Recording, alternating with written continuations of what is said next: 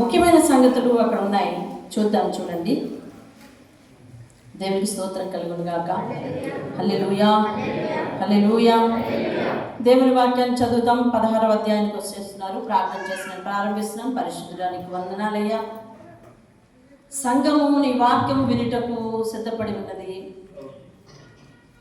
వింటూ వారు వారి జీవితాలను పరిశీలించుకుంటూ వారి జీవితాలకు పూర్తిగా అన్వయించుకుని ఇది నా కోసమే, ఖచ్చితంగా ఈ వాక్యమును బట్టి నేను మారి తీరుతాను ప్రభువా అని నీతో ఒక ఒప్పందానికి రావడానికి సహాయం చేయండి తండ్రి.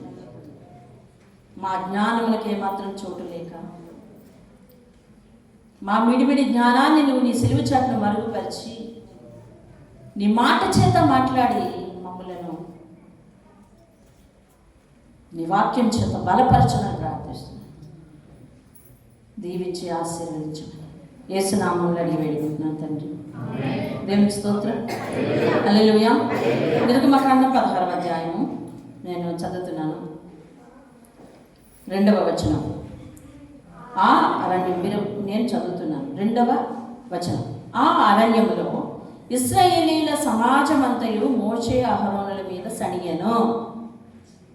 ఇశ్రాయేలీలు మేము మాంసము వండుకొని కొండల యొద్ద కూర్చుండి తృప్తిగా ఆహారము తినప్పుడు యెహోవా చేతి వలన ఏలా చావకపోతిమి, ఈ సర్వ సమాజమును ఆకలి చేత చంపుటకు ఈ అరణ్యములోనికి మమ్మును అక్కడ నుండి తోడుకొని వచ్చితిరని వారితో అనగా, యెహోవా మోషేను చూచి, ఇదిగో నేను ఆకాశము నుండి మీ కొరకు ఆహారాన్ని కురిపిస్తాను, వారు నా ధర్మశాస్త్రం అనుసరించి నడుతురో లేదో అని నేను వారిని పరీక్షించినట్లు ఈ ప్రజలు వెళ్ళి ఏనాటి బత్యమ ఆనాడే కూర్చుకోవాలి. మరియు 6వ దినమున వారు తెచ్చుకున్న దానిని సిద్ధపరచుకోవాలి. 7వ వచనం.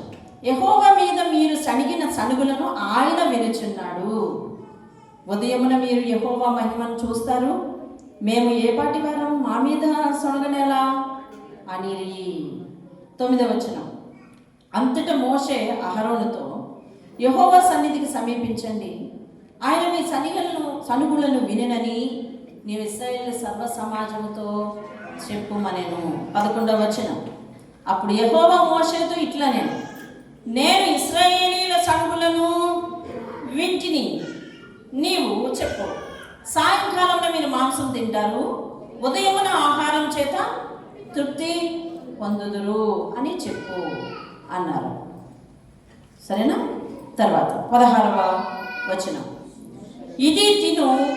ఇది తినుటకు యెహోవా మీకు ఇచ్చిన ఆహారం ఇది. యెహోవా ఆజ్ఞాపించింది ఏమనగా, ప్రతివాడు తన వారి భోజనమునకు ప్రతివాడు తన కుటుంబంలో తలకు ఒక్కొక్క ఓమేరు చొప్పున దాన్ని కూర్చుకోవాలి అని చెప్పారు. 17వ వచనం.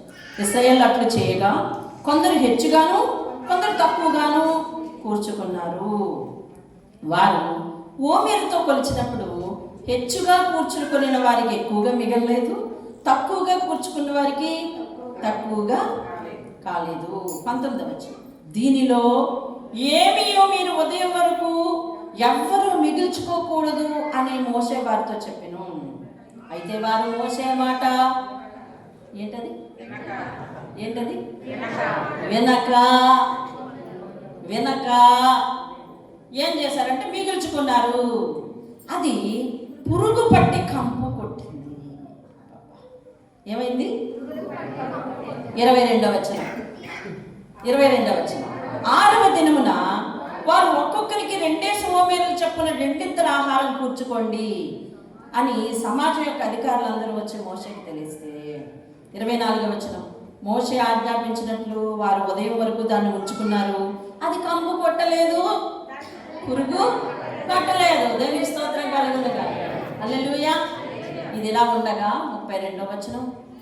మరియు మోషే ఇట్లా యెహోవా మీకు చెప్పింది ఏంటంటే, నేను ఐగుప్తు దేశం నుండి మిమ్మల్ని బయటికి రప్పించినప్పుడు అరణ్యంలో తినటానికి నేను మీకు ఇచ్చిన ఆహారము మీ వంశస్థులు చూచినట్లు.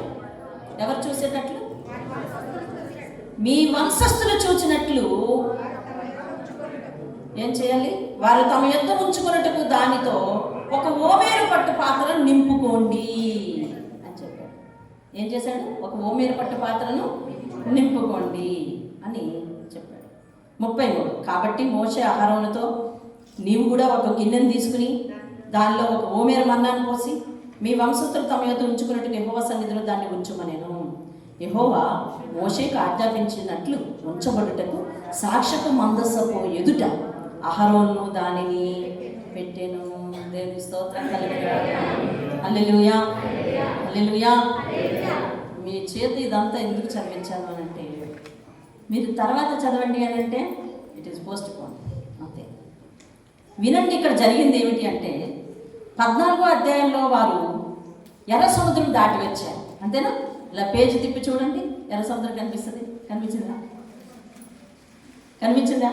ఎర్ర సముద్రం దాటి వచ్చారు. 14వ అధ్యాయం, నిర్గమాకాండం 14వ అధ్యాయం ఐగుప్తీయుల జీవితంలో ఒక పెద్ద క్లైమాక్స్ పిక్చర్ అనమాట. అది అర్థమైందండి? ఉత్కంఠ కలిగిస్తున్న చిత్రం అది. సముద్రం ఒడ్డుకి వారు వచ్చినప్పుడు ఎటు వెళ్ళాలో గమ్యం తెలియనప్పుడు దేవుడు వారికి అక్కడ అద్భుతకరమైన కార్యం చేశాడు. తన సేవకులను ఉపయోగించుకొని, మోషే నువ్వు ఇంకేం ప్రార్థన చేస్తున్నావు, కనపెట్టి కొట్టు, ఎర్ర సముద్రం విడిపోద్ది అని అంటే విడిపోయింది. వారు కాలిబాట నడిచి వెళ్ళిపోయారు. ఇక ఐగుప్తీయులు ఎంత ఉత్సాహంతో వస్తున్నారని అంటే ఖచ్చితంగా వాళ్ళు దొరికారు. సముద్రం దాటి ఎవడెళ్తాడు అసలు? కాబట్టి వాళ్ళందరినీ మట్టు పెట్టించేస్తాము, ఇదే సముద్రం ఒడ్డున పాతేస్తాము అన్న ఉత్సాహంతో వాళ్ళు వస్తున్నారు. కానీ వారి పక్షంలో ఉన్న దేవుడు ఎలాంటి అద్భుత కార్యాలు చేస్తారో వారికి తెలియలేదు. ఐగుప్తీయులకి, ఇశ్రాయేలీయులకు కూడా తెలియలేదు. కొంతమంది సణుగుతున్నారు, సముద్రం ఒడ్డుకి ఎలా వచ్చాము, అక్కడ చచ్చిపోతామే, దేవుడు ఇలా డైరెక్షన్ చెప్పాడా, నీకేమన్నా గొర్రెలు ఉందా, మా మీద నాయకుడిగా చేసుకున్నది నువ్వు సముద్రం ఒడ్డుగా మమ్మల్ని నడిపిస్తావు, మేము ఇక్కడ శవాలైతే అనాలి, అదేదో ఐగుప్తు దేశంలో చచ్చిపోతే బాగా ఉండేది కదా, చక్కగా పాతి పెట్టబడేవాళ్ళము అని నానా రకాలుగా సనిగారు. అయినా దేవుడు అద్భుతమైన కార్యం చేసి సముద్రాన్ని విడిపించాడు, విడగొట్టాడు. ఆ త్రోవలో నుంచి చెప్పండి ఏం చేశాడు? ఇశ్రాయేలీయులందరూ కూడా కాలినడకన వెళ్ళిపోయాడు. వాళ్ళు ఇలా సముద్రం అవతల ఒడ్డుకి వెళ్ళి కాలు బయట పెడుతున్నారు అనగా వీళ్ళని ఎంట తరుముకు వస్తున్న ఐగుప్తీయులు కరెక్ట్గా నట్ట నడిమికి వచ్చారు. సముద్రం నట్ట నడిమికి. వాళ్ళలో ఇశ్రాయేలీయుల్లో చివరి వాడు, కడమవాడు కాళ్ళు తీసి బయట పెట్టారు. ఇక్కడ సముద్రం విరిగి పడిపోయింది వారి మీద. ఏ సముద్రం పడిన వారిని పాతుదాం అనుకున్నారో సముద్రం నట్ట నడిపిన వాళ్ళు జల సమాధి అయిపోయారు. ఇటువంటి అద్భుత కార్యం చరిత్రలో ఎక్కడైనా ఏనాడైనా జరిగిందని మళ్ళా విన్నామా మనము? చెప్పాలి, మళ్ళా విన్నామా మనము? లేదు. అంతకు ముందు జరిగిందా ఎక్కడైనా? లేదు. అంతకు ముందు జరగలేదు, ఎప్పటి వరకు జరిగిందని వినలేదు. సరే, మన విషయం పక్కన పెడదాం. అంతకు ముందు జరగనప్పుడు అటువంటి అద్భుతం జరిగినందుకు మరి వాళ్ళు దేవుని దగ్గర ఎంతగా సాగిలపడి ఉండాలండి. రైట్. బయటకు వచ్చినందుకు అమ్మయ్యా వెనక్కి కాలు పెట్టారు, వెనక్కి తిరిగి సముద్రం కేసు చూశారు. వాళ్ళందరూ వెనక్కి తిరిగి సముద్రం కేసు చూసినట్టే ఏం కనిపిస్తున్నాయి తెలుసా? సముద్రం మీద నీళ్లు తేలుతూ నేల మీద తేలుతూ ఏం కనిపిస్తున్నాయి తెలుసా? ఐగుప్తీయుల యొక్క శవాలు, వాళ్ళ రథాలకున్న చక్రాలు అవి కనిపిస్తున్నాయి. వాళ్ళు ఎంతగానో సంతోషించి 15వ అధ్యాయం అంతా కీర్తన పాడారు. అంతే అయ్యింది, సత్తు మణిగింది. ఇంకా దాని గురించి కొంతమంది ఎంతగానో తగ్గింది అనుకుంటున్నారు. ఆ సంఘటన అందరి హృదయాల మీద ముద్ర వేసింది. కానీ మళ్ళీ మర్చిపోయారు. వాళ్ళు మొదలెట్టారు సణుగులు. ఏమనంటే, ఐగుప్తు దేశంలో ఉంటున్నప్పుడు మేము మాంసం తినేవాళ్ళం కదా, అక్కడ ఉంటుండగా మాంసం అనేది దొరికింది, ఇప్పుడు నోరు చెప్పబడిపోయింది, అక్కడ ఎందుకు చచ్చిపోలేదు మేమంటున్నారు. మాంసానికి చావుకి ఏమైనా సంబంధం ఉందండి? చెప్పాలి, మీరు ఉందా? లేదు. ఈరోజు ఐగుప్తీయులు చేస్తున్న ఆ తప్పు విషయం, ఆ పొరపాటు నీ జీవితంలో నువ్వు వింటూ నువ్వు స్కాన్ చేసుకోవాలి. వాక్యం ముందుకు వచ్చేసరికి జరిగిన చరిత్ర వినడం కాదు, తర్వాత ఏం జరుగుతుందని ఆలోచించడం కాదు. దేవుడు ఇప్పుడు నీతో ప్రజెంట్ ఏం మాట్లాడుతున్నాడు దానిని బట్టి నీ హృదయాన్ని పరిశీలించుకోవాలి. ఐగుప్తీయులు నిన్న జరిగింది మేలు, జస్ట్ ఇప్పుడు మొదలెట్టారు. ఏమని? సొడుగు. ఏమంటున్నాడు తెలుసా? అక్కడ చచ్చిన వాళ్ళు అంటున్నారు. మీరు మొదటి 2-3 అధ్యాయాల్లో చూసుకోండి. యోసేపు రాజైన తర్వాత, ఫరో రాజైన తర్వాత, ఇశ్రాయేల్ ఎరిగిన రాజు ఉండినప్పుడు వాళ్ళు బాగానే ఉన్నారు. ఆ తర్వాత వాళ్ళు ఇటుక పని చేయించి వెట్టి చాకరీ చేస్తుంటే వాళ్ళందరూ పెట్టిన మొర దేవుని చెవిలోకి వచ్చి దేవుడు మోషే అనే నాయకుడు లేపి వీళ్ళని బయటికి తీసుకుని వచ్చాడు. అవును కదా? ఆ రోజు ఏమని ఏడ్చారు చెప్పండి? విడిపించమని ఏడ్చారు. చెప్పాలి అందరూ. ఆ రోజు ఏమని ఏడ్చారు? విడిపించండి, కష్టంలోంచి విడిపించండి అని ఏడ్చారు. ఈరోజు ఏమని ఏడుస్తున్నారు? అక్కడ చచ్చిపోతే బాగుండేది అని ఏడుస్తున్నారు. మన జీవితంలో ఇలాంటి సందర్భాలు వస్తాయి. దేవుడు ఒక మేలు చేశాడు, ఇంకా కొద్ది రోజులు కాలేదు, ఒక కష్టం వచ్చింది. నేను ఎందుకు ఇంకా బతుకున్నాను? అప్పుడు పోతే బాగుండేది. ఎప్పుడు పాత కష్టంలో పోతే బాగుండేది, ఈ కష్టం చూడకుండా అయ్యిండేది. దేవుడు అప్పుడైనా నన్ను తీసుకెళ్ళిపోయాడు కాదు అని మాట్లాడతాడు. ఇది మన విశ్వాసహీనతకు ప్రతీక. మాట్లాడితే మనుషులు చావు దగ్గరికి వెళ్ళిపోయి మాట్లాడుతుంటారు, నేను చచ్చిన బాగున్నాను అంటారు. ఆయుష్ నీ చేతిలో ఉంటే వెంటనే చిదువుకో చూద్దాం, అది దేవుని చేతిలో ఉంది. దాని గురించి నువ్వు ప్రస్తావించకూడదు. నీ జీవితంలో వచ్చిన ప్రతి కష్టాన్ని ఓర్చాలి, సహించాలి, దాటాలి దేవుని సహాయంతో.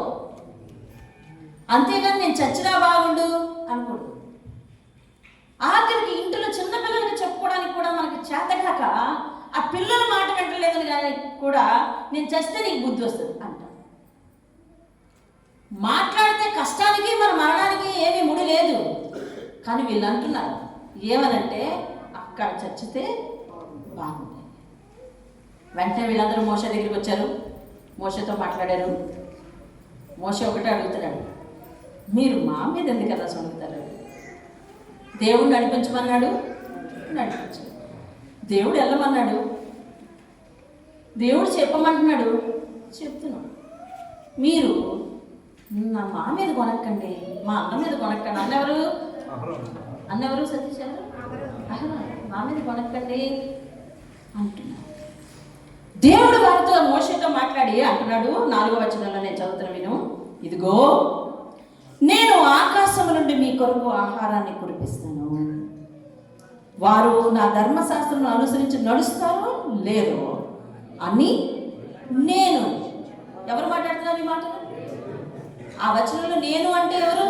దేవుడు. ధర్మశాస్త్రాన్ని అనుసరించి నడుస్తున్నారో లేదో నేను వారిని పరీక్షిస్తాను. ఇప్పుడు దేవుడు ఏమంటున్నాడు? వాళ్ళ మనములు విని ఆశీర్వదిస్తానంటున్నాడా, ఆశీర్వదించనంటున్నాడా? వారు ఏం కోరుకున్నారంటే ఏదో ఒక ఐటెం కోరుకున్నారు, డిష్ కదా, మాంసం కోరిక, మాంసం కావాలి అని. సరే, దేవుడు ఒప్పుకుంటున్నాడు, నేను దాన్నే ఆకాశం మీద నుంచి కురిపిస్తాను. అయితే నీ మనవి ఆలకించి నేను దానిని ఆశీర్వదించేటప్పుడు నువ్వు ధర్మశాస్త్రాన్ని అనుసరించి నడుచుకుంటున్నావు లేదో నేను పరీక్షిస్తాను. చూసారా? ఆలోచించండి, వాక్యాన్ని శ్రద్ధగా విని ఆలోచించండి. దేవుడు అనే మాట ఏంటంటే, ఆ రోజు మోషేతో ఇశ్రాయేలుతో అన్నాడు, ఈరోజు నీతో అంటున్నాడు. మనం కూడా చాలా కార్యాల కొరకు ప్రార్థిస్తున్నాం, చాలా విషయాల కొరకు ప్రార్థిస్తున్నాం. రేపు ఎల్లుంట మన బిడ్డల కోసం చాలా చాలా మనములు చేస్తాం దేవుని దగ్గర. అవునా కదా? చెప్పండి, అవునా? రేపు ఎల్లుంట ఎన్నో అవసరాలు వస్తాయి, మనం మనములు చేస్తూనే ఉంటాం. అయితే దేవుడు అంటాడు, నీ మనం వింటాను, నువ్వు అడిగేదాన్ని నేను దయచేస్తాను. అయితే నీ మనవి ఆలకించి ఆశీర్వదించిన నేను, నువ్వు నా ధర్మశాస్త్రాన్ని అనుసరించి నడుస్తున్నావు లేదో పరీక్షిస్తాను కూడా అంటున్నాడు. అర్థమైందా? దేవుని స్తోత్రం. అర్థమైన వారు మాత్రమే దేవుని స్తోత్రం చెప్పండి. వినండి. దేవుడు అనే మాట ఏంటంటే, మీరు అడిగిన దానికి తగ్గట్టు నేను కార్యం చేస్తాను. అయితే మీరు నా ధర్మశాస్త్రాన్ని అనుసరించి నడుచుకుంటున్నారో లేదో చూస్తాను అంటున్నాడు. అంటే ఆశీర్వదించిన తర్వాత మనకు టెస్ట్ ఉంది అని వాక్యం చెప్తుంది. ఏమిటా టెస్ట్? మేలు చేసిన దేవుణ్ణి అనుసరించి నడుస్తున్నావా లేదా? ధర్మశాస్త్రం అంటే ఏమిటి? దేవుని మాటే కదా. ధర్మశాస్త్రం అంటే ఏమిటి? దేవుని ఆజ్ఞలే కదా. రాము రెస్పాండ్ అవ్వాలి, అంతేనా? ధర్మశాస్త్రం అంటే ఏమిటి? దేవుని ఆజ్ఞలే.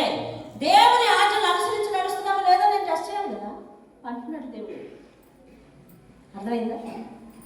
మనం ఏం చేస్తున్నామంటే నిర్గమాకాండం ఈ చివరి నుంచి చివరి చదివేస్తున్నాం. ఇవన్నీ దేవుడు ఇశ్రాయేలుతో మాట్లాడిన మాటలు తప్ప తప్ప నాకు కాదు అనుకుంటున్నాం. ఈరోజు దేవుడు నీతో అంటున్నాడు, నేను నువ్వు అడిగినట్టు ఆశీర్వదిస్తాను, అయితే నా ధర్మశాస్త్రాన్ని అనుసరించి నడుచుకుంటావా లేదా లేదా అడుగుతున్నాడు. అంటే ఈరోజు మనం ఆశీర్వదింపబడితే మన మీద ఒక బాధ్యత ఉంది. ఏంటో తెలుసా? చెప్పండి. ప్రమోషన్ వచ్చినప్పటికి బాధ్యతలు పెరుగుతాయి తగ్గుతాయి? చెప్పాలి. పెరుగుతాయి తగ్గుతాయా? పెరుగుతాయి. పెరుగుతాయి. అలాగే ఒక మేలు నీ జీవితంలో దేవుడు చేశాడు అని అంటే నీ రెస్పాన్సిబిలిటీ పెరిగినట్టు. ఎలాగో తెలుసా? నువ్వు మరింత లోబడి దేవుడి దగ్గర జీవించాలి. దేవుడు ఒకసారి మందిరంతో మాట్లాడాడు. ఏమనంటే, సంఘంతో మాట్లాడేమనంటే, ఆశీర్వాదము ఆటంకం కాకుండా చూసుకోవాలి. ఆశీర్వాదం ఏం కాకుండా చూసుకోవాలి? ఆటంకం కాకుండా చూసుకోవాలి. 100కి 90 మంది ఆశీర్వదింపబడిన తర్వాత వారి రెగ్యులారిటీ స్పిరిచువల్ లైఫ్ డిస్టర్బ్ అయిపోతుంది. 100కి 90 మంది వారి విశ్వాస జీవితాన్ని కాపాడుకోలేరు. ఎందుకనంటే వారి జీవితంలో ఆశీర్వాదమే పెద్ద ఆటంకం. భలేవారండి, ఎంత ముందంటే నేను ఖాళీగా ఉండేవాడిని, ప్రతి ఆదివారం వచ్చేవాడిని. ఇప్పుడు ఎలా కుదురుతుంది? భలేవారండి, ఎంత ముందంటే మన ఇంట్లో పిల్లలు లేరు, దేవుడు దీవించి పిల్లల్ని ఇచ్చాడు. ఇప్పుడు ఉదయాన్నే అంటే ఎలా వస్తారు చెప్పండి? మనం ఆశీర్వదించబడిన తర్వాత మనకి గిఫ్ట్ క్లాసులు, రీజన్లు, కారణాలు పెరిగిపోతున్నాయి. చాలా కారణాలు పెరిగిపోతున్నాయి. దేవుడేమో ఒక కండిషన్ మీద మనం దీవిస్తున్నాడు. ఎలాగో తెలుసా? నువ్వు నా ధర్మశాస్త్రాన్ని పాటిస్తావో లేదో నేను చూసుకుంటాను, నా వాక్యాన్ని పాటిస్తాను. అర్థమవుతుందండి? దేవుడు మాట్లాడుతున్నాడు నాతో అన్నవారు దేవుని స్తోత్రం చెప్పండి. అందుకే ఎవరితో దేవుడు మాట్లాడుతున్నాడో నేను చూడజాలను. ఎందుకంటే నేను ఆయన చెప్పమన్న మాట నేను వింటూ నన్ను నేను సరి చేసుకుంటూ నీకు అందించాలి. అంతే, అదే నా బాధ్యత. అర్థమవుతుందా? నేను ఆశీర్వదిస్తాను. ఆఫ్టర్ దట్ ఏంటి చెప్పు? ఏంటి? ప్రభువును నన్ను ఆశీర్వదించి నాకు ఉద్యోగం, మొదటి జీతం నీకు ఇచ్చేస్తాను. ప్రభువును నన్ను ఆశీర్వదించి నాకు ఉద్యోగం, మొట్టమొదటినే కృతజ్ఞత కొడుకు పెట్టించేస్తాను. Right, okay. ఇది నలుగురికి తెలిసే అర్పణలు, బలిపీఠము, బలి. ఇది నీ మనసు సంగతి ఏంటి? ఇది ఆయన త్రోవలను అనుసరించి నడుస్తుందా నడవదా? ఎలా ఉంటావు? ఎలా టర్న్ అవుతావు? ఎలా మారిపోతావు? ఎలా పక్కదో పడతావు? చెప్పు. ఎంత కఠినమైన మాట చూడండి. నేను మీరు అడిగినట్టు ఆహారం ఇస్తాను, కానీ నా ధర్మశాస్త్రాన్ని అనుసరించి నడుస్తున్నారో లేదో పరీక్షిస్తాను. దేవుడికి రైట్ ఉందంటారా? లేదంట. ఉందా లేదా? దేవుడికి మనల్ని పరీక్షించే రైట్ ఉందా లేదా? ఆశీర్వదిస్తే మాత్రం రైట్ పరీక్షించాలా? ఉందా లేదా చెప్పండి? ఉంది. మన కన్న తండ్రికి ఉంది. ఉందా లేదా? ఆ పనే మొట్టమొదటి దేవుడు ఆదాముతో చెప్పింది. అంతే, అన్నీ తిని అత్తినకు అన్నాడు. అంటే నన్ను నువ్వు ప్రేమిస్తున్నావు లేదా తెలుసుకోవడానికి ఒక టెస్ట్. ఏం తింటే ఏమవుద్దు బాబు అని అంటే, తింటే చచ్చిపోతావు అన్నాడు. తింటే చచ్చిపోతావు అన్నాడు. అయినా వెళ్ళింది. చెప్పిన మాట వినటం లేదంటే ఏంటో తెలుసా? మీరంటే నాకు చాలా ప్రేమ అండి, నువ్వేం చెప్పు చెయ్యు చేస్తాను, ఆ ఒక్క పని మాత్రం చేయను. ఏ ఒక్క పని? అదేదో ఉంది, అది మాత్రం చెయ్యి. అది ఎందుకు చేయవో తెలుసా? గౌరవం లేదు.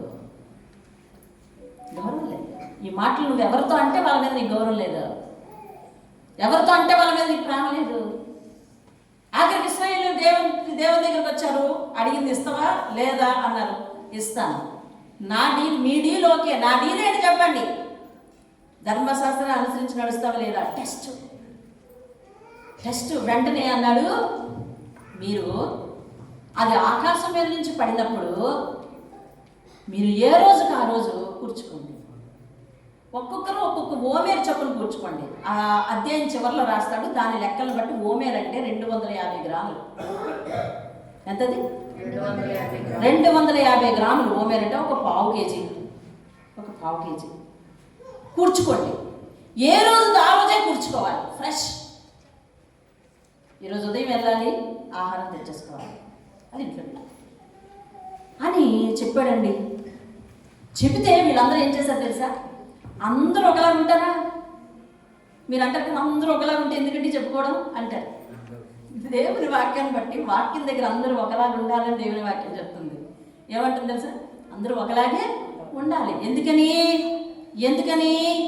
1 కొరింథీయులకు రాసిన పత్రిక 10వ అధ్యాయంలో దేవుడు చెప్తాడు ఏమనంటే, వాళ్ళందరూ ఒకే ఆహారం భుజించిరి, ఒకే బండలోనిది త్రాగిరి, ఒకే వాక్యం వింటున్నవారు ఒకలాంటి ఆత్మీయతలో ఎదగాలి కదా.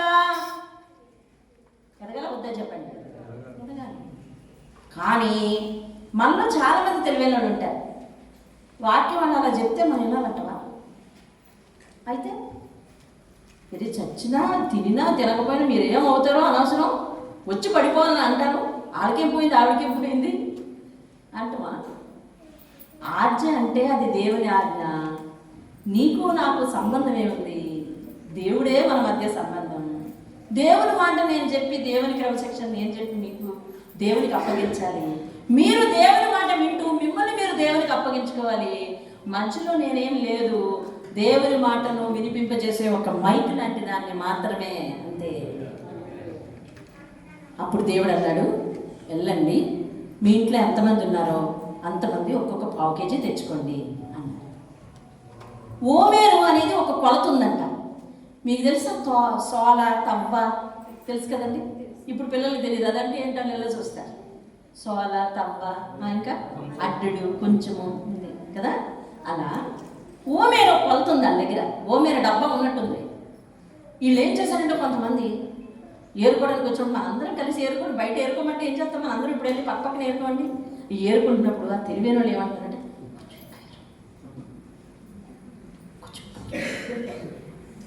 కొంచెం ఎక్కువ ఏరే, రేపటికి ఎలా ఉంటుందో పరిస్థితి, ఒకవేళ వెళ్ళొచ్చు వెళ్ళకపోవచ్చు అని. సరే ఎక్కువగా కొలిసి తెచ్చుకున్నారు.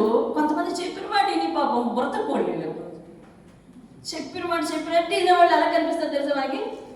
మనకి తిరుగుతారు, ఇలా తెలివితేటలు లేవు. సేవకు ఎలా చెప్తా బాగా అడుగుతారంటే వీళ్ళు ఎలకంటూ తెలివితేటలు లేవా, ఎలకంటూ స్వతంత్రం లేదా అంటారు. సేవకులు ఎలా చెప్తారు అడగద్దు, దేవుడు ఎలా చెప్తాడు అన్నాడు. దేవుడికి నీకు మధ్య మీడియేటర్ సేవకుడు కాబట్టి సేవకుడు మాట వినాలి అంటే. లేకపోతే నీ కుటుంబాన్ని డీల్ చేసేలాగా నాకెక్కడ తెలివితేటలు లేదు, ఆత్మీయతను డీల్ చేస్తాడంటే సేవకుడు. దేవుని స్తోత్రం కలండి. రైట్, వినండి. తక్కువ తెచ్చుకున్నారు, అంతే తెచ్చుకున్నారు. తెచ్చుకొని కొలుసుకుంటున్నారు వీళ్ళు వాళ్ళు కలిపి. పక్క పక్కనే కదా. గుడారాలు ఉన్నాయా వాళ్ళకి? చెప్పాలి. గుడారాలు ఉన్నాయా వాళ్ళకి? లేవు. ఉన్నాయా? గుడారాలు ఉన్నాయా? అరణ్యంలో గుడారాలు వేసుకున్నారా వాళ్ళు? లేదు. ఎక్కడ వాళ్ళకి టాప్ ఏంటి? మేకస్తంభం. మేకస్తంభం వాళ్ళకి టాప్ ఏంటండి? మేకస్తంభం. వీళ్ళందరూ కొలుచుకుంటున్నారు. మరి మేము ఎక్కువ తెచ్చేసారా, అయినా కానీ శరీరం వచ్చింది అనుకుంటున్నారు. మేము కరెక్ట్గానే తెచ్చాం. కరెక్ట్గా తెచ్చినోడికి పావే ఉందంట, ఎక్కువ తెచ్చినోడికి పావే ఉందంట. అయితే మోసే అన్నాడు, సరేలే కానీ ఈరోజే మీరు తినేయాలి, రేపు ఉదయాన్ని గుంచుకోకండి రా, దేవుడు ఇస్తాడులే రేపు అన్నాడు. వీళ్ళకు మాంసం మీద ప్రీతి ఎక్కువ. సరేలే ఈరోజు ఎక్కువ తినేస్తే ఎసిడిటీ వచ్చేస్తుందని చెప్పి రేపు ఉదయాన్ని కొంచెం దాచుకున్నాను. ఉదయాన్ని లేచినట్టునే మోంగడికి మళ్ళీ తినేస్తాను నేను అనుకున్నాడు. మళ్ళీ రేపు ఇస్తాడు ఎవడో, దేవుడు మాట మార్చేస్తాడు అమ్మో అని చెప్పి అనుకున్నారు. మిగిల్చుకున్న వారికి అది ఉదయానికి ఏం జరిగిందంటే పురుగు పట్టింది, కంపు పట్టింది. పురుగు పట్టిందంట, కంపు. ఓహో, అది ఉదయానికి నిల ఉంటే ఏమవుతుందని అర్థమైంది మనకి, పాడైపోద్ది, రేపటికి నిల ఉండదన్నమాట అని అర్థమైంది. అంతేనా? అంతే. 6వ రోజుకి వచ్చేది. ఇప్పుడు 7వ రోజు ఏది? ప్రభు దినం, అది విశ్రాంతి దినం. అవునా?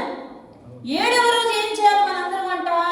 నీవు నీ జీవనోపాధి అయిన ఏ పనిని చేయక నీవు దేవుని సన్నిధిలో విశ్రాంతి తీసుకుని దేవుని పాదాల దగ్గర కూర్చోను అని దేవుడు ఆజ్ఞించాడు. అది ధర్మశాస్త్రం చెప్తుంది. ఇప్పుడు దేవుడు అన్నాడు కదా ఇందాక, ఇదిగో ఏదైతే ఆజ్ఞ నేను ఇస్తున్నానో ఆ ఆజ్ఞ ప్రకారం మీరు జీవిస్తున్నారో లేదో, ధర్మశాస్త్రం పాటిస్తున్నారో లేదో నేను టెస్ట్ చేయాలి అన్నాడు కదా. అందుకని 6వ రోజు చెప్పాడు, అబ్బాయి రేపు 7వ రోజు ప్రభు దినము, దేవుని దినము. కాబట్టి మీరెవ్వరూ ఆహారం సంపాదనకి వెళ్ళకూడదు. ఇవాళంటే మనం మానేసి వెళ్ళిపోతాం, కానీ దేవుని ఆజ్ఞ ఆహార సంపాదనకి వెళ్ళొద్దు అబ్బాయి. కాబట్టి మీరు ఇది పరిశుద్ధమైనది కాబట్టి, విశ్రాంతి దినం కాబట్టి పరిశుద్ధంగా దీన్ని ఆచరించాలి. కాబట్టి 6వ రోజు ఏం చేస్తారంటే 7వ రోజు కూడా తెచ్చేసుకోండి, 2వ రోజు కూడా తెచ్చేసుకోండి. 2 ఓమేర్లు తెచ్చుకోమని ఇప్పుడు అంతేనా? అర్థమదేనా? చెప్పాలి. ఒక్కొక్కరికి ఎన్ని తెచ్చుకోవాలి చెప్పండి? 2 ఓమేర్లు. అదేనా? మొన్న ఎక్కువ కూర్చుకున్నాడు ఉన్నాడు కదా, మరుసటి రోజుకి దాచుకున్నాడు ఉన్నాడు కదా, ఆడు వచ్చి అన్నాడు, ఇదిగో వీళ్ళు ఇలాగే చెప్తారు కానీ ఈ మోసేకి అమ్మడానికి తలకాయ లేదు, వీళ్ళు ఇలాగే చెప్తారు కానీ మొన్న నేను ఉదయం తిందామని కొంచెం ఉంచుకుంటే పాడైపోయింది.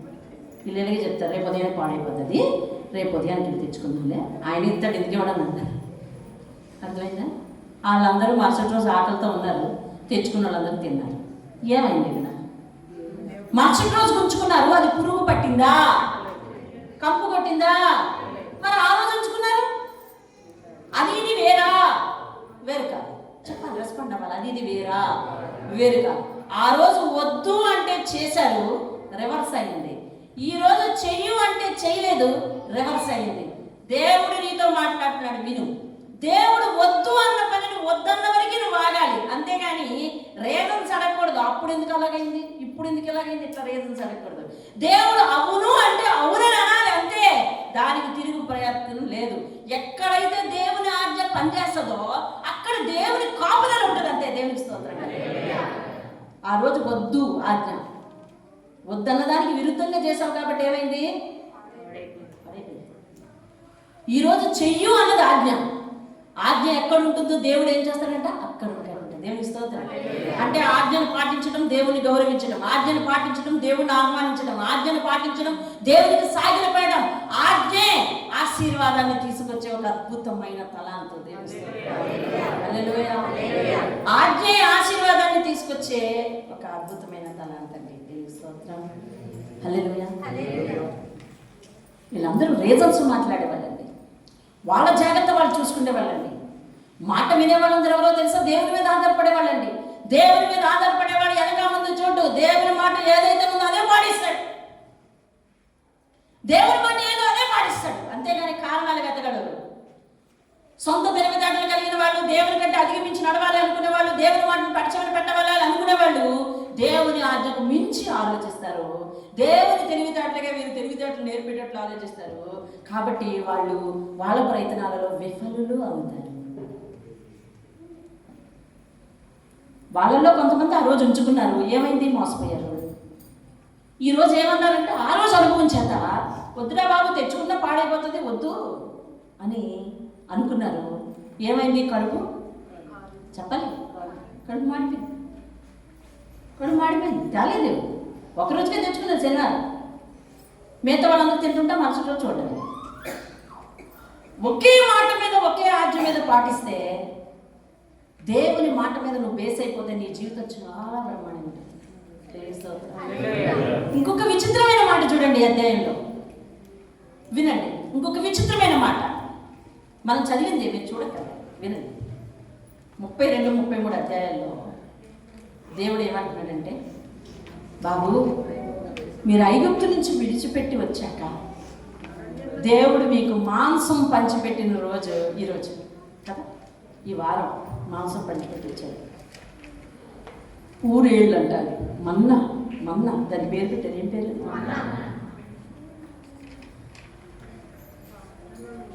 మనం అరణ్యంలో ఉండేటప్పుడు దేవుడు మన్నానిచ్చి, వినాలి, చేతులు ఎట్లా పోకూడదు,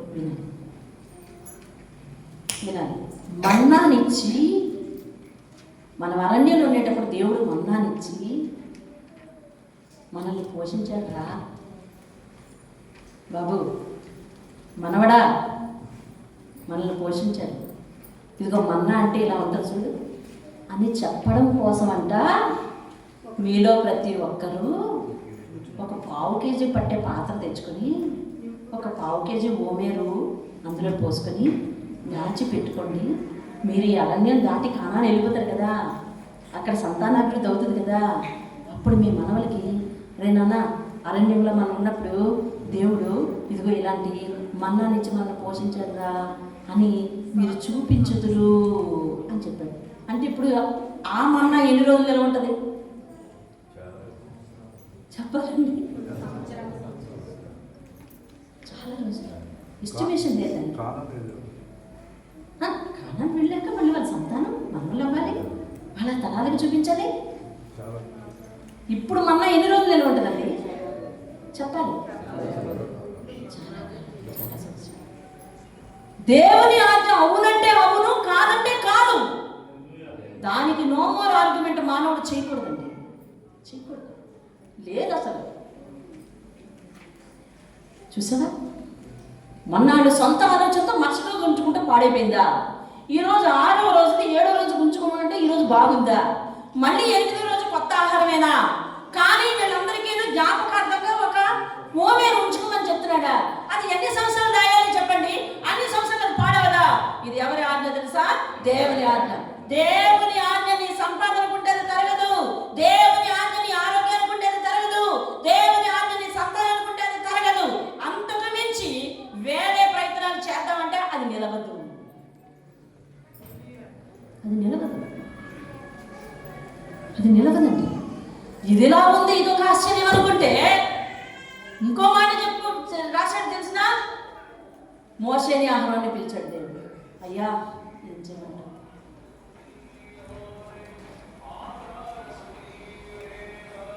ఎవరిదా సెల్ ఫోన్ కట్టి వినండి. ఇదే ఒక ఆశ్చర్యం అనుకుంటే, ఓకే ఇదే ఆశ్చర్యం అనుకుంటే, ఇదే ఆశ్చర్యం అనుకుంటే దేవుడు ఏమన్నాడు తెలుసా? మోషే ఆహారం పిలిచాడు. అయ్యా చెప్పండి మోషే, అరణ్యంలో ఉన్నప్పుడు ఇశ్రాయేలీయుల్ని నేను మన్నానిచ్చి పోషించాను. ఇది నిబంధన ఆహారము. ఆకాశం మీద నుంచి నేను మన్నాని, మాంసం లాంటి మన్నాని కురిపించాను అని చెప్పటం కోసం ఒక ఓమేరు తీసుకుని ఆ పాత్ర దేవుని మందసంలో పెట్టు అన్నాడు. దేవుని అది ఎన్నాళ్ళు ఉంది? అది ఎన్నాళ్ళు ఉందండి? ఆ మందసము ఎన్నాళ్ళు చెక్కు చెదరకుండా ఉందో అన్నాళ్ళు ఉందండి. దేవుని స్తోత్రం. మందసంలో 3 వస్తువులు ఉంటాయి.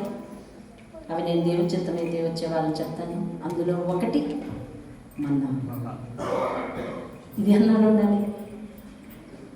అది మనవరాలంటే మనవలకు చూపించమన్నాడు. ఇప్పుడు నా తర్వాత నా కుమార్తె తర్వాత మనవరాలు. వాళ్ళు ఎదిగాక ఊహొచ్చాక నేను చూపించడానికి ఇన్ని సంవత్సరాలని నాకు ఒక అంచనా ఉంది. కానీ మందసంలో ఎన్ని సంవత్సరాలు ఉంచాలి? తరములు చెప్పండి. దేవుని స్తోత్రం కలుగునుగాక. హల్లెలూయా. దేవుడు దీవిస్తే ఆ ఆశీర్వాదం తరములకు సరిపోద్దండి. దేవుడు వద్దంటే కనుక మరుసటి రోజు కూడా పనికిరాదు. దేవుడు వద్దంటే మరుసటి రోజు కూడా పనికిరాదు. ఇప్పుడు చెప్పండి, మానవుని తెలివితేటల్లో ఉందా ఆశీర్వాదం? దేవుని శక్తిలో ఉందా ఆశీర్వాదం? దేవుని శక్తిలో ఆశీర్వాదం ఉంటే నీ తెలివితేటలు ఎందుకు నీ జీవితంలో? దేవుని మాట కదా వినాలి, దేవుని ఆజ్ఞ కదా వినాలి. అంటే ఆయన అవునన్నది ఒక సమయంలో కాదంటున్నాడు, కాదన్నది ఒక సమయంలో అవునంటున్నాడు. సరే, కాదన్నది అవును, అవునన్నది కాదా అని నేనేమి ఇబ్బంది పెట్టలేదే. వాళ్ళు ఇబ్బంది పెట్టాడా? ఇశ్రాయేలు ఇబ్బంది పెట్టాడా? వద్దురా నాన్న రేపు ఫ్రెష్గా తెచ్చుకుందాం అంటే తెచ్చేసుకున్నారు. ఈరోజు వద్దురా బాబు 2 రోజులకి తెచ్చుకో, రేపు ఎల్లకి ఎక్కడికైనా తెచ్చుకోవడం మానేశారు. దేవునికి విరుద్ధంగా నడుస్తున్నది మనము. అంతేగాని దేవుడు అవునన్నది కాదన్నది అవునని చెప్పి మనల్ని ఎప్పుడు ఏడిపించే దేవుడు కాదు. దేవుని మాట ప్రకారం జీవిస్తే ఎప్పుడు ఏ సమయానికి ఎలా కావాలో, ఎలా కుదరాలో, ఎలా అమర్చాలో అని తెలుసు. చెప్పు దేవుని స్తోత్రం చెప్పండి. హల్లెలూయా. ఆయన మహోన్నతుడండి, మహాగణుడండి. దేవుని బహుమానం ఏదైనా అది ఇంతే కావచ్చు. నీకది ఆశీర్వాదకరం. దేవుని స్తోత్రం. నీ సంపాదన ఇంతే అయితే ఏంటి? ఆదివారం నాడు నువ్వు మానేస్తే ఏదో కోల్పోతాం కాదు, దేవుని సన్నిధిలో ఉండాలి అంతే. దేవుడు మన సంఘమును ప్రేమించి, సరే ఉదయం పూట ఎవరికైనా డ్యూటీ పెడితే సాయంకాలం దాన్ని వినియోగించుకో అని అంటే అలాగే వినియోగించుకోవాలి. దేవుడు ఎలా చెప్తే అలా చేయాలి, మనం ఎలా చెప్తే అలా చేయాలి. ఒక మేలు చేస్తే దేవుడిని ఏం చేయాలంటే వెంపడించాలి. దేవుని స్తోత్రం కలగాలి. ఆ ఐగుప్తులో ఉన్నప్పుడు మొరపెట్టారు, మనవి చేశారు, ప్రార్థనలు చేశారు. చేస్తే దేవుడు మోషే అనే నాయకుడిని లేపి నడిపించాడు. నడిపిస్తే ఇప్పుడు ఏమంటున్నారంటే, ఎప్పుడు ఇదేనా? వెరైటీ ఉండదా జీవితంలో? వెరైటీ ఉండదా? స్పెషల్ ఉండదా అని మాట్లాడుతున్నారు. చూసావా? ఆశీర్వదించిన తర్వాత మన తలంపంతా ఎవరి మీద ఉండాలంటే, మనల్ని ఆశీర్వదించిన దేవుని మీద ఉండాలంటే తెలుస్తుంది. విను, 100కి 90 పాళ్ళు ఆశీర్వదించిన తర్వాత పడిపోయేవారే ఎక్కువ. సొలొమోను ఆశీర్వదించబడ్డాడు, ఏమయ్యాడు? పడి లేవలేనంత లోతులో పడ్డాడు. హిజ్కియా గురించి మీరు వినే ఉంటారు. హిజ్కియాకి యుద్ధం గెలిచి దేవుడు మేలు చేస్తే యుద్ధం వాళ్ళు చెయ్యకుండా గెలిచారు, అవునా కదా? ఉన్న చోట కూర్చుని గెలిచారు, అంతా అవునా కదా? ఒక రాజు దేవుడి సన్నిధిలో కన్నీరు కార్చి చేసిన ప్రార్థన వలన దేవుడు శత్రువుల్లో వారికి భయం పుట్టించి వారి శత్రువు తనంతట తానే పరిగెత్తి పారిపోయేలా చేశాడు. నేను యుద్ధం చేశారా? చేయలేదు. ఎంత గొప్ప మేలండి అది. వెంటనే అతను ఏం చేయాలి? అంతకుముందు ఎలాగైతే దేవుని సన్నిధికి వెళ్ళేవాడో, అంతకుముందు ఎలాగైతే దేవుని సన్నిధిలో సాగిలు పడేవాడో, అంతకుముందు ఎలాగైతే దేవుని సన్నిధిలో ప్రాధాన్యపడేవాడో, అంతే ఇంటెన్షన్తో, అంతే ఆత్మతో దేవుని సన్నిధికి వచ్చి మోకరించాలనే వద్దా? ఏది లేఖనాల్లో చూపించండి, ఎక్కడైనా చదివారేమో దేవుని సన్నిధికి వెళ్ళినట్టు ఉందా? లేదు. ఆశీర్వదించిన తరువాత పడిపోయేవాడు 90 మంది ఉన్నారు 100కి. ఆ 10 మందిలో నువ్వు ఉంటే చాలా సేఫ్టీ. దేవుని స్తోత్రం.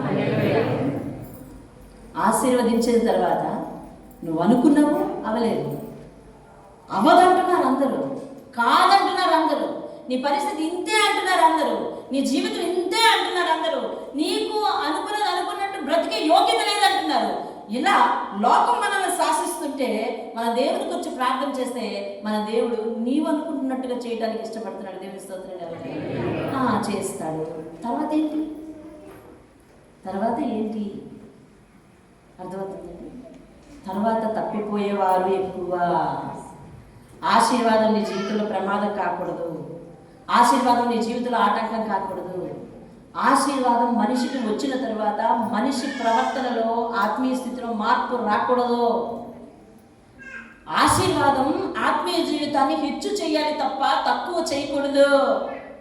మేలు నిన్ను మెరుగుపరచాలి తప్ప, ఆత్మీయ జీవితంలో మెరుగుపరచాలి తప్ప, దేవుని మేలు ఆత్మీయ జీవితంలో నిన్ను మెరుగుపరచాలి తప్ప నిన్ను కిందకు తగ్గించకూడదు.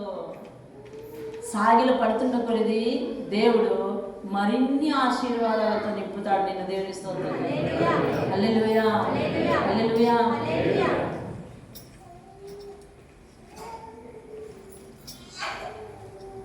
దేవుని గ్రంథంలో చాలా ఉదంతాలు ఉన్నాయి. ఇట్లాంటివి 10 మంది కుష్ఠులు వచ్చారు దేవుని దగ్గరికి. కుష్టివారు వచ్చారు. అయ్యా, నువ్వు కుష్టివారిని బాగా చేస్తావంట, మమ్మల్ని అందరినీ బాగు చేయి. సరే, దేవుడు ఆ 10 మందిని, నేను బాగు చేసాక నువ్వు ఇక్కడే ఉంటావా? చెప్పు, ఇక్కడే ఉంటావా? నేను బాగు చేసాక నన్ను వెంబడిస్తావా? చెప్పు, నన్ను వెంబడిస్తావా? ఏది నాకు నమ్మబలికు అని ఎవరిని అడగలేదండి. ఎవరిని అడగలేదు. ఏం చేశాడో తెలిసిన? అందరినీ ముట్టి అన్నాడు, వెళ్ళండి, మీరు దారిలోకి వెళ్తుంటుంటే మీరు స్వస్థపరచబడతారు, మీరు వెళ్ళి మీ యాజకులను కనపరుచుకొని మీరు మీ ఇళ్ళకి వెళ్ళిపోండి అన్నారు. వీళ్ళు ఇంకా బాగుపడలేదు. లూకా సువార్తలో ఉంటుంది, చూడండి. దేవునికి స్తోత్రం కలుగును గాక. హల్లెలూయా. లూకా సువార్తలో 10 మంది కుష్ఠరోగులు బాగుపడిన 17వ వచనం. లూకా సువార్త 17. 17, 13 అండి. రైట్ వినండి. 16వ వచనం గొప్ప శబ్దం చెప్పండి.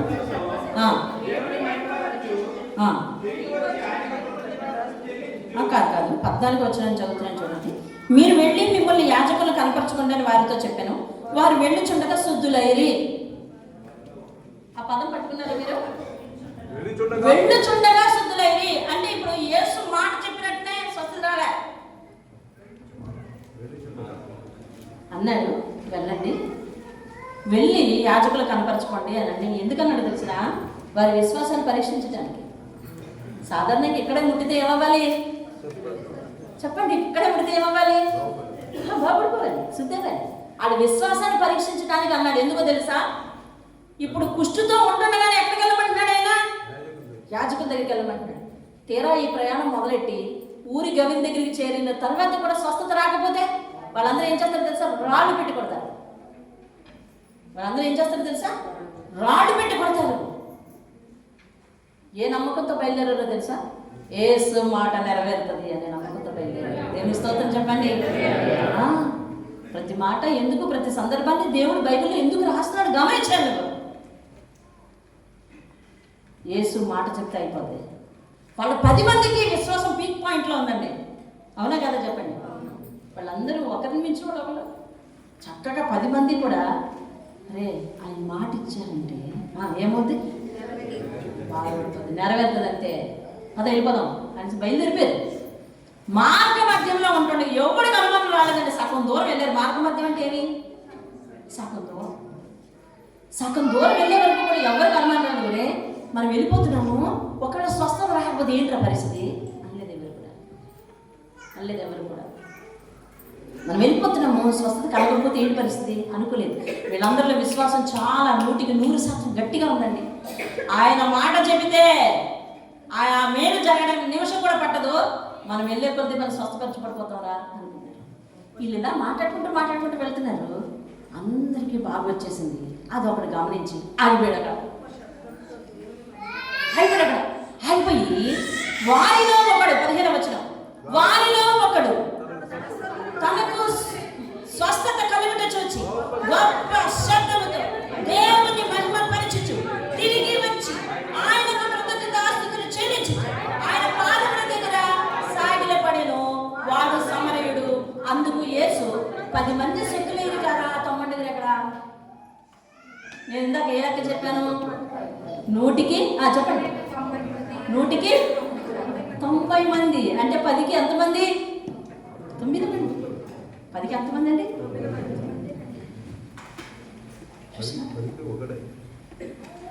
వెంటనే చూసుకున్నాడు, స్వస్థత వచ్చేసింది. ఇంకంతే పరుగు వెనక్కి వచ్చేసారు. అరే 10 మంది కదా, ఒక్కడే వచ్చారు. 9 మంది ఏంటి?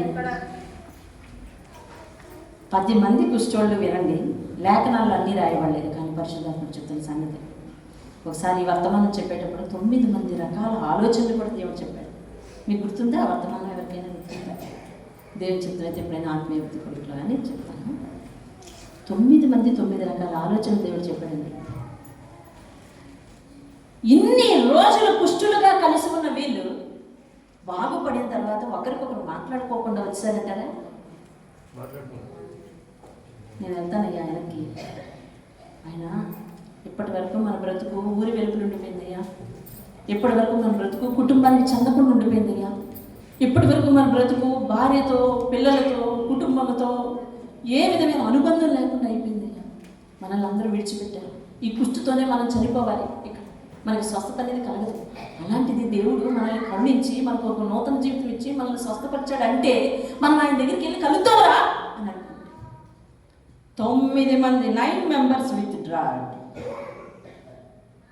9 మంది విత్డ్రా అయిపోయారండి. ఒక్కడు మాత్రమే దేవుని దగ్గరికి వచ్చారు. ఆశీర్వాదం ఆయన ఏం చేసిందో తెలుసా? దేవునికి దగ్గరగా చేసింది. దేవుడు ఆశీర్వదిస్తే, దేవుడు మేలు చేస్తే నువ్వు దేవునికి దగ్గరగా అవ్వాలి, దేవుని దగ్గర సాగిలపడాలి, దేవుని వెన్నంటి ఉండేలాగా ఆయన మాటను పాటించాలి, ఆయన మాటను అనుసరించాలి. దేవుడిని మేలు చేశాడు కాబట్టి ఇక్కడి నుంచి ఆయన ఆలోచన ఏంటంటే, నువ్వు ధర్మశాస్త్రం పాటిస్తున్నాడా లేదా నా బిడ్డ అని ఆలోచిస్తాను. పరిశుద్ధాత్మ మరొక మాట చెప్పమంటున్నాడు, వినండి, నాకు సమయం అవుతుంది, నేను ముగిస్తాను.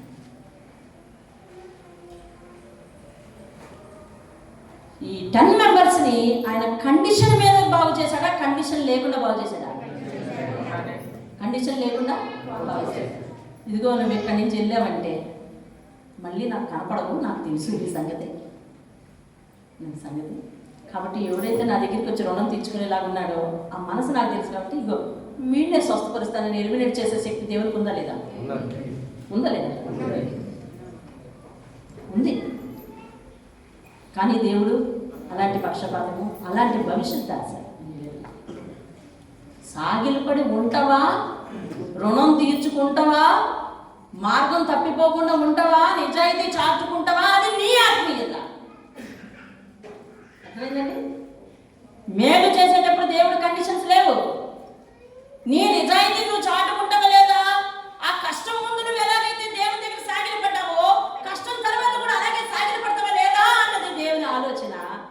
నిలబెట్టుకోవలసింది నాది నిజమైన ప్రేమయ్యా అని రుజువు చేసుకోవాల్సింది ఎవరి వంతండి? చెప్పండి, చెప్పండి, ఇలా చెప్పండి. నా వంతు. నా వంతు అన్నారా, మా వంతు అన్నారా?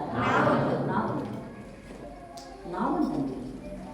నాకు మేలు చేశాడు, ఆయన దగ్గర సాగిలి పడుతున్నా లేదా, అది నేను నా నిజాయితీ నేను ప్రకటించుకోవాలి. లేకపోతే ఆయన దగ్గర ఏమవుతాం తెలుసా? బద్ధిక్రమం అవుతాం.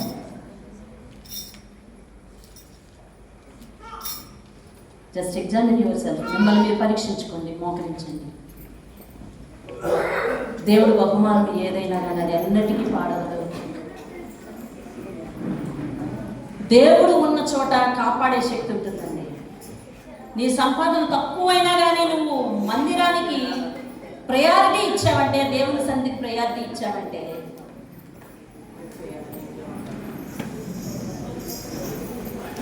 అది ఎన్నటికీ కాపాడబడే ఉంటుంది. నీది చిన్న సంపాదనే కావచ్చు, నువ్వు దేవుని సన్నిధిలో సాగిలు పడుతూ ఉంటే దేవుడు దానిని మల్టిప్లై చేస్తాడు, ఎక్కువ చేస్తాడు. దేవుని స్తోత్రం. వీలున్నవారు మోకరించండి, వీలు లేని వారు కుర్చీల్లో వారు కూడా లేచి నిలబడదాం. ముగింపు ప్రార్థన. దేవుని స్తోత్రం. ఏం విన్నావు, ఏం పరీక్షించుకున్నావు? ఆశీర్వాదం పొందావా? ఆశీర్వదించక ముందు ఎలా ఉన్నావు? దేవుడు మేలు చూసిన తర్వాత ఎలా ఉన్నావు?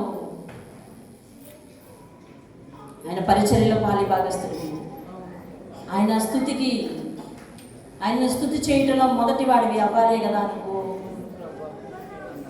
అసాధ్యమైన కార్యాలు సుసాధ్యం చేసే దేవుడు అతడు. దేవుని పోషణ తరిగిపోదండి. చుట్టూ అరణ్యమే ఉన్న మధ్య పోషణ జరిగిపోతుంది. ఎక్కడ ఇశ్రాయేలీయులకు చుట్టూ అరణ్యం ఉంది, కానీ మధ్య పోషణ జరిగిపోతుంది. నీ జీవితం కూడా చుట్టూ అరణ్యమా? అన్ని దారులు మూసారా? ఎవరు విలువివ్వట్లేదా? అయితే దేవుని దగ్గరికి వచ్చావు కదా, దేవుడు పోషిస్తాడు. ఇక్కడి నుంచి ఆయన మాట వింటాను ప్రభు అని సాగిలి పడిన తర్వాత ఆ నడిపింపు ఎలా ఉంటుందో ఒకసారి చూడు. నీ మాట వింటాను ప్రభు అని సాగిలి పడితే ఆ మాట ఎలా ఉంటుందో, ఆ నడిపింపు ఎలా ఉంటుందో చూడు. చుట్టూ అరణ్యం ఉన్న మధ్య పోషణ జరిగిపోతుంది. నీ జీవితం కూడా అలాగే ఉంటుంది. చుట్టూ పరిస్థితులు ఎలా ఉన్నా దేవుడు నిన్ను అద్భుతంగా పోషిస్తాడు. ఆకలితో పెట్టడు. యేసే మనకు జీవనాధారం అండి. అయ్యా మా విధిన ఆహారం మాకు దయచేయము అని ప్రార్థిస్తున్నావే, నీ ప్రార్థన దేవుడు వినడా? ఎన్ని మేలులు చేశాడు దేవుడు, ఒకసారి మననం చేసుకో. ఒకే నిమిషం. ఎన్ని ఆశ్చర్య కార్యాలు చేశాడు దేవుడు. అయితే వాటికి తగినట్టుగా ఉన్నావా? కుటుంబంలో నీ పాత జీవితం ఏమిటి? ఇప్పుడు ఎలా ఉన్నావు? సరే, దేవుని వాక్యాన్ని ప్రేమిస్తున్నావని అంటున్నావు కదా. ఇదిగో ఈ వాక్యాన్ని ప్రేమించినట్లయితే ఇక్కడి నుంచి ఇలా జీవించండి. ఆయన సన్నిధికి వచ్చాము కదా, ఆయుష్ కలిగి ఆయన సన్నిధికి రాగలిగాం కదా. ఈరోజు దేవుడు బలంగా నీతో మాట్లాడినట్లయితే ఇదిగో ఇలా సాగిలపడు, ఇలా ఆయన పాదాల దగ్గర సాగలి. ఏ స్థలంలో ఉండి బలపడ్డావో అక్కడ నిలిచిపోయి కదా, నిలిచిపో. నిలిచిపో. ఇదిగో నాయన, నాకు ఆత్మీయ మేలుకొల్పి ఈరోజు ఇచ్చావా? నీ పాదాల దగ్గర ఉంటానయ్యా ఇక నుంచి. నాకు ఆత్మీయ మేలుకొల్పి ఈరోజు ఇచ్చావా? ఇక ఉంటానయ్యా. పరిశుద్ధాత్ముడు ఎప్పుడు చెప్తున్నాడు, బలిపీఠం మీద ఆత్మ ఉంటుంది. దేవుని సన్నిధిని దేవుని సన్నిధిలాగే చూడాలి. అక్కడ మన ఆలోచనలకు తావులేదు, మన వాదనలకు తావులేదు, మన హెచ్చింపుకు తావులేదు, మన డాంబికానికి తావులేదు, మన స్టేటస్కి తావులేదు.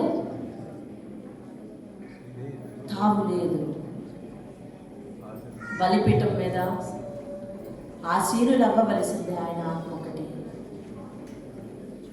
సన్నిధిలో వినిపించాల్సింది ఆయన మాట ఒకటి. వాక్యాన్ని దాటి బోధ చేశావో నీకు అరుణోదయం కలగదు అని యెషయా గ్రంథం 8వ అధ్యాయంలో సేవకునికి చెప్తుంది. దేవుని మాటను అనుసరించి అతడు, దేవుని మాటను అనుసరిస్తూ నువ్వు వెళ్ళాలి. ఇది దేవుని ధర్మశాస్త్రాన్ని నువ్వు పాటిస్తున్నావో లేదో ఆయన చేసే పరీక్ష.